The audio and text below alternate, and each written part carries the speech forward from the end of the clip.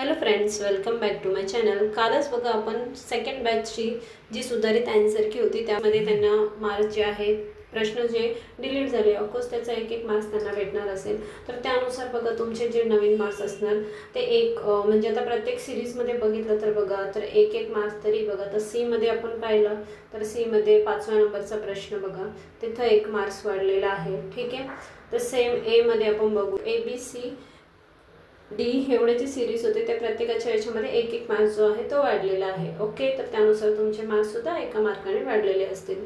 Okay, तर आता second batch सुद्धा आपल्याला समजलं, फक्त प्रेडिक्शन करू शकतो। तर त्यानुसार बघा, फक्त मला एवढी एक गोष्ट सांगायची आहे की सगळे विद्यार्थी बोलत होते की म्हणजे किती म्हणजे मिनिमम 30 मार्क्सचे किंवा 29चे फायनल जे कॅन्डिडेट सिलेक्ट होणार असतील का।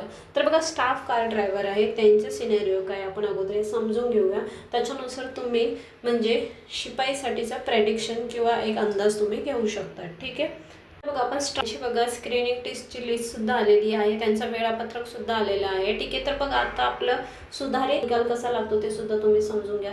तर निकाल बघायला लागतो तेव्हा सगळे डिटेल्स येतात त्याच्यामध्ये, म्हणजे एकूण जेवढे विद्यार्थी बसले होते परीक्षेला त्या सगळ्यांचे डिटेल्स आपल्याला येतात। म्हणजे मार्क्स सोबत ॲबसेंट असणारे विद्यार्थी, कोणत्या बेंचसाठी त्यांनी अप्लाय केलं होतं, तसंच candidate name, registration, seat number, serial number या सगळ्या गोष्टी त्याच्यामध्ये असतात। ठीक आहे, तर ड्रायव्हर पदासाठी बघा मुंबईसाठी 33 जागा होते, तर 562 विद्यार्थ्यांना बोलवलं होतं। तर त्यांचा कट ऑफ बघा किती घेतला होता। तर कट ऑफ हा जो घेतला होता तो घेतला होता शेवटी गेल्यावर तुम्हाला दिसेल बघा, कट ऑफ घेतला होता 16। तर त्याच्यानुसार बघा 20 पटीने त्यांनी 562 विद्यार्थ्यांना हे बोलवलेलं आहे। ठीक आहे, तर त्याच्यानुसार तुमची लिस्ट लागणार आणि त्याच्यामध्ये शेवटी बघा प्रत्येक बेंचेस वाईज कट ऑफ जो आहे तो ठरवला जाणार। आता बघा आपण हा मुंबईचा बघितला स्टाफ कार ड्रायव्हरसाठी, आपण दुसऱ्याही बेंचेसचा बघून घेऊया की किती कट ऑफ त्यांनी ठेवला आहे। ठीक आहे, तर त्याच्यानुसार बघा आपण इथे नागपूरचा बघून घेऊया किती कट ऑफ त्यांनी ठेवला आहे।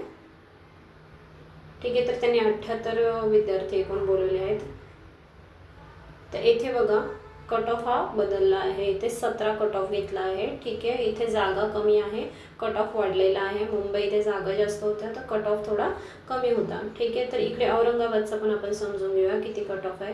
औरंगाबादमध्ये पण साधारणतः 6 की 8च जागा होत्या, 62 लोकांना बोलवले आहे आणि इथे कट ऑफ सुद्धा 17 आहे। ठीक आहे, तर एक मार्काने म्हणजे दोघं 17 आहेत आणि मुंबईचा जो आहे तो 16 आहे। जास्त जागा होत्या आणि विद्यार्थी तिथे जास्त बोलवले आहेत। परीक्षेच्या आपले म्हणजे मुंबई उच्च न्यायालयाच्या एकूण शिपाईसाठी 570 पदे, यानुसारच मी फक्त एवढे घेते। तर 570 पदेचे 20 पट बघा साधारणपणे किती होणार, तर 11 ते 12 म्हणजे 11,500 किंवा 12,000च्या दरम्यान जे आहे ते विद्यार्थी 20 पटीने जर विद्यार्थी बोलवले तर ते तेवढे विद्यार्थी होत असतात। तर तेवढे विद्यार्थ्यांना ती स्क्रीनिंग लिस्ट जेव्हा लागेल तेव्हा ते समजलं जातं। ठीक आहे, तर स्क्रीनिंग टेस्टचा असा निकाल लागेल आणि मग त्याच्यानंतर प्रत्येक बेंचेस वाईज जो आहे तो इथे दाखवल्याप्रमाणे अशी मी अपेक्षा करते की तसाच तुमचा निकाल यावा, जेणेकरून सगळ्या गोष्टी तुमच्या डोळ्यासमोर असणार। डिरेक्टली कोणती लिस्ट आल्यावर सगळे कन्फ्यूज होऊन जाणार।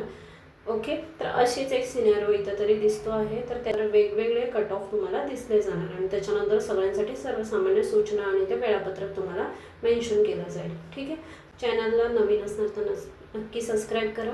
Okay, thank you.